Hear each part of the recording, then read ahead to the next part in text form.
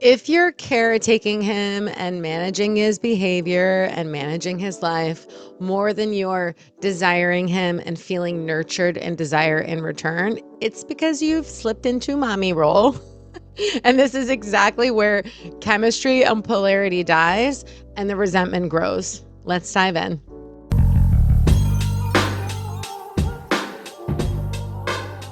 All right, this is a big one for most of the women that come to me.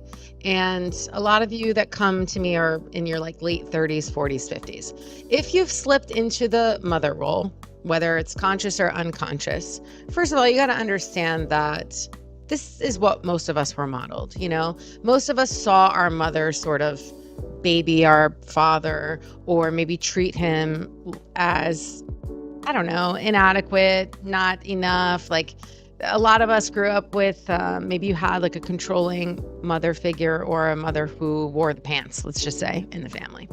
And so if you were a girl watching that grow up, you watched your mom in sort of a more yang, sort of active role. I don't want to say masculine role because I don't necessarily think that those are just masculine qualities. But if you watched your mother do this, that's what you learned.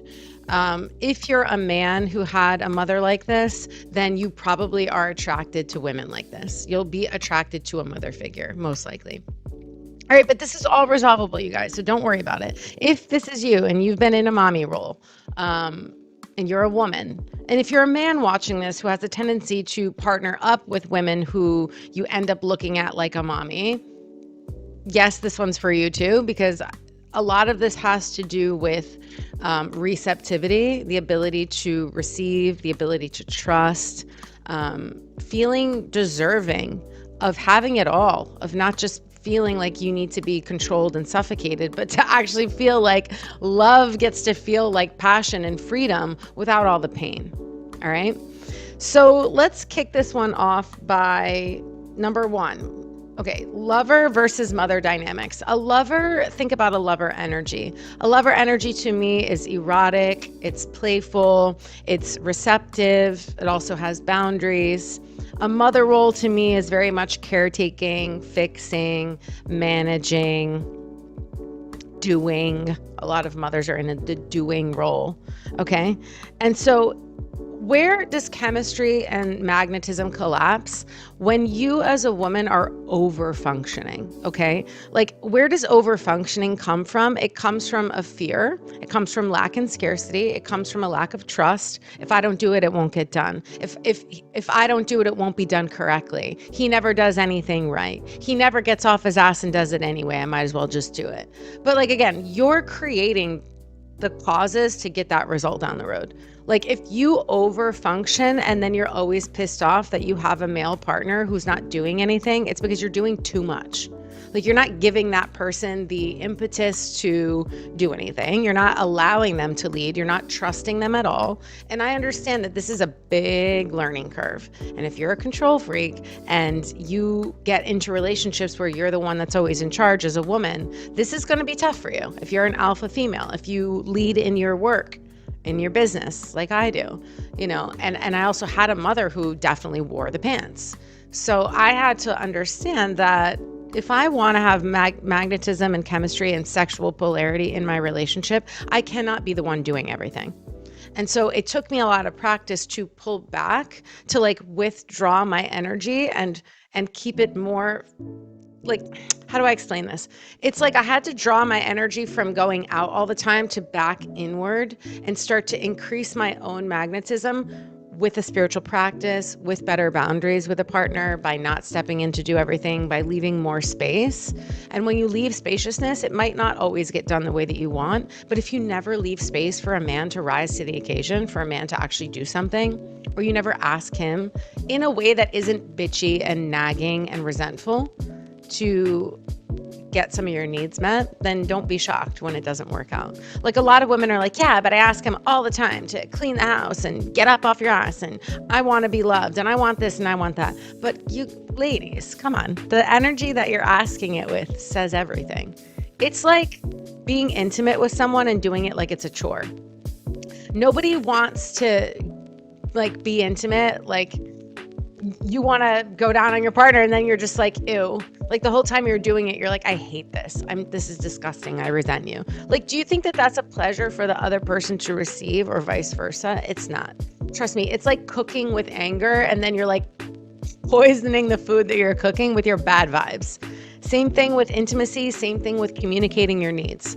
The energy that you do something with and the intention behind it is exactly what that person's going to receive from you. So you're going to have a much better result with practice when you start coming from a more open-hearted and more genuinely generous space. If you take no pleasure in giving your partner pleasure, why do you think that they're going to have any pleasure either? They won't. Do you know what I'm saying? Like, this is the subtlety of it. These are like the deeper energetic layers that you have to explore.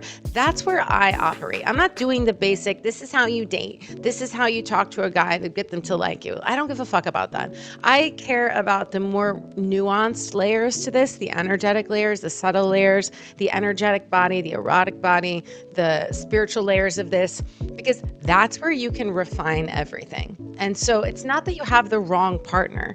You might have the perfect partner for you, but the way that you're engaging with them emotionally, energetically, mentally, that's creating a shitty result. So you might have the perfect person for you and you can't see it yet because you keep planting bad seeds. Like the way that you're doing, and this isn't to feel bad about yourself. We all do this unconsciously. This is to become more self-aware. Erotic, playful energy in a relationship comes from your self-awareness and your radical responsibility to maintain that energy. If you're constantly resentful of your partner and you don't want to do this because you're sick of them and you're like, they never do anything for me, so fuck them, they don't deserve my radiance, they don't deserve my whatever, sexiness, they don't deserve my desire. That's a you problem, not a them problem. Because ultimately you created the conditions to have a partner that doesn't give to you. And again, we don't know it until we know. When you know better, you can do better. You can actually, and when I say do better, a lot of women get defensive. What do you mean do better? I already do enough. It takes responsibility to have deep intimacy. It takes a letting go of your pride and ego and understanding that all of that resentment that you might have and all of these control issues are things that you learned. They're just habits and you can unlearn them. And to have a deeply passionate partnership that sustains the magnetism, not just a hit of it in your honeymoon phase when you first get together and it's all hormones. How do you preserve magnetism when you live together and you're in each other's faces and you're getting on each other's nerves and all their little quirks are coming up and vice versa, and you piss each other off and you're tired and today you don't feel like it? How do you maintain magnetism? It's an inner process, you guys. It's like there needs to be a generosity there that goes beyond just you and getting yours. If you're very focused on you and what you're going to get out of things, and it's very transactional and almost selfish, like your cup's not full.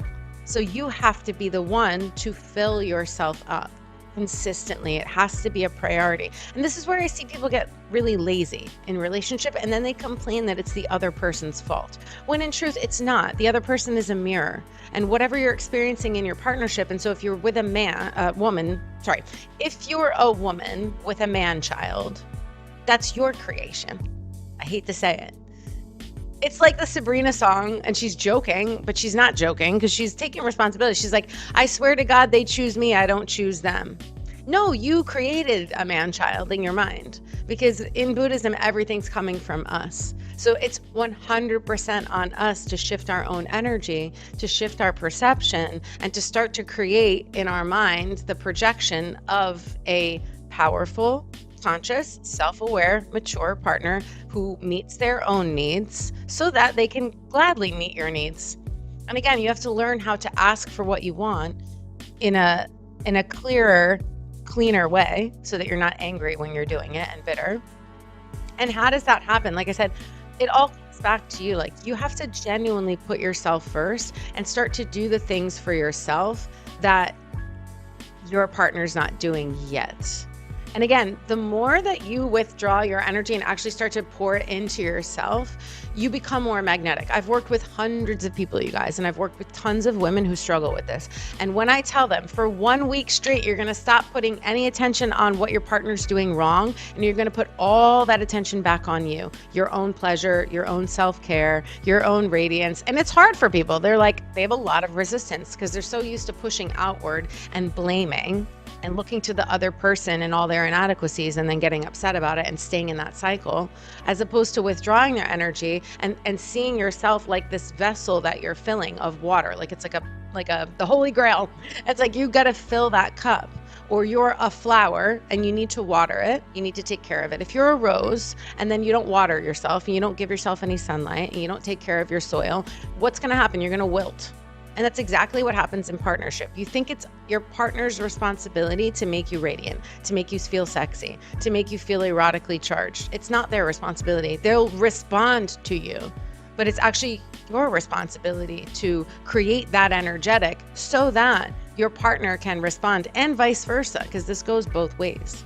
So for women that have a tendency to fall into the mother role, most of the time it's because you don't feel either worthy of receiving, you struggle with receiving, you're coming from scarcity yourself, you're not used to, not even your nervous system, even somatically receiving feels uncomfortable. You're more used to giving. But again, this is just a habit. It's just something that you have to unlearn. And it starts with small steps, and it starts with, like I said, pulling back your energy.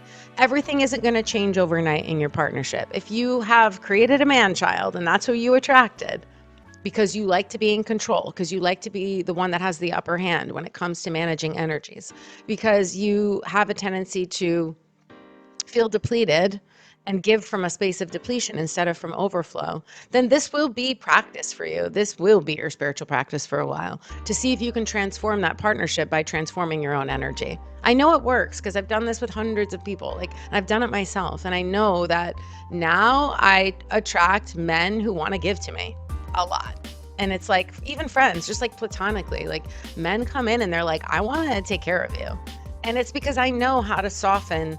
And it's not just about being soft. Like, you can be powerful, you can be a badass, you can be fierce, but you have to understand the energy. You have to do this energetic dance with someone and feel into like where you're not receptive and relax. You have to feel into where you're doing too much and with like pull back a little bit, lean back a bit. Again, if you're a flower, but the bumblebee is coming to you to pollinate, you don't have to work that hard. You don't have to outwardly work that hard. It's an inward shift that needs to happen here first. And like I said, it's a real deep trust to believe that your partner can change. When you've attracted someone who you actually resent and do everything for, to believe that things could shift with that person requires like blind faith. Like, you just have to go with it. You have to try. It's like an experiment, and that's what I try to tell people. I understand that you're conditioned to think that this person's never going to change and that they can't rise to the occasion, but I promise that erotic energy requires spaciousness, it requires trust. Chemistry and magnetism in a coupling requires like so much more self-awareness than you're used to, and it requires changing your habits. Things that you've habituated that you think are so true aren't, because you are with this man and he's a man-child, and then he goes to be with another woman and all of a sudden you see him a provider for her, and you're like, how the fuck did he go from being my man-child, my son, my baby, not in a good way, to then going and rising to the occasion for a different woman? They have a different energy together. There's a different dance going on there. It doesn't make it better or worse. It just means like, these are things that you have to shift. But again, so many women have so many walls up because they're so resentful because of whatever you learn. Maybe you grew up with a father figure who was really not a great person, or was really shitty to your mom, or didn't do a whole lot, or whatever. Maybe you lacked love and caring and nurturing from men. And so you carry that resistance with you. You carry that burden and that blame game. And you project it into all your relationships. And then what do you know? It's a self-fulfilling prophecy. If you hate men, then you keep attracting men who don't want to take care of you. But again, this can change. It doesn't make you a bad person. It's nothing to be ashamed of. And it goes both ways. If you're a man that always attracts women that nag you and try to control you and smother you, and you're not sexually attracted to them, and you end up in these connections where you're with a mother figure instead of a lover, that's also your work to do. Where do you struggle to receive, or where do you want to be lazy? Where are you passive? Where do you not want to take responsibility and bear the consequences that come with leading and making tough decisions and taking responsibility for yourself? You know what I mean? If you slide into a mother figure as a partner because she does everything for you, that's on you. And then you're not getting laid, and you're not getting any of your sexual needs met, or you have to go elsewhere to get them met outside the partnership. It's, you know what I mean? Like, you have to own your stuff 100%. Am I trying to mother him because I don't trust him to show up? Such a big, am I mothering him because I'm so uncomfortable receiving, or I think that it won't happen, so I sabotage the ability for it to happen because I don't want the rejection. I don't want to meet his no. I don't want to ask for something and have them not show up for me. But that's the risk you have to take to make this shift in a partnership. And if you're single and you're struggling with this, and this is the type of guys that you keep attracting, you can do this work now so that you start attracting a different kind of man. Even the men that approach you at a bar, like, you're gonna see, like, I'll never forget this. Recently I was out, and there was a man that came up and he asked if me and my sister wanted to drink, and I wasn't sure if he was single or not. And then he's like, he's like, please understand. He's like, I'm not hitting on you. I'm just asking because your girls are here. He's like, I'm here with my wife. She's right there. And he was so polite about it. And he was a doctor. He had a lot of money. He was like, do you guys want anything? He was having a good time. But then he immediately made a boundary and was like, I'm here with my wife. And we were like, wow, thumbs up. Like, but do you know what I mean? Like, that type of, like, for me, I was like, wow, that's like a clean and clear. He was being generous, but he also made a boundary right away. And I thought that was so cool because, like, that's not very typical for most people. But it just goes to show, like, the type of person you'll start to attract will be very different. You know what I mean? And so I love to watch this. I love watching women that struggle with this. And then for like a week, I tell them, just focus on you. Just take care of yourself. Do your own stuff, self-care, baths, take your own walks, go exercise, do something for you, go on a little solo date by yourself, self-pleasure, do whatever you need to do, but only focus on you and your self-care for like a full week, your own radiance, and see how your partner responds. And 99% of the time, they're like, oh, my man wouldn't leave me alone. He was chasing me around the apartment. He wanted to have sex suddenly. He wanted to hook up. He wanted to take care of me. Why, you guys? Same person, different energetic going on between you. All right, so I would love to help you with this. How can we start? I've got new offerings coming for the new year, but right now what I have are 60-minute sessions, intuitive sessions, where we can get into all the specifics of what's going on with you. Like I said, I have some relationship stuff coming in the new year, more specifically, more long-term. But right now, if you want to get this ball rolling, because I can give you resources after the call, you can start with a 60-minute session. You can even add on a 30-minute follow-up call, which is not sold separately, but you can add it on. And you can just start there. We can start this work together. But like I said, I also do have relationship-focused stuff coming very soon. Stay tuned.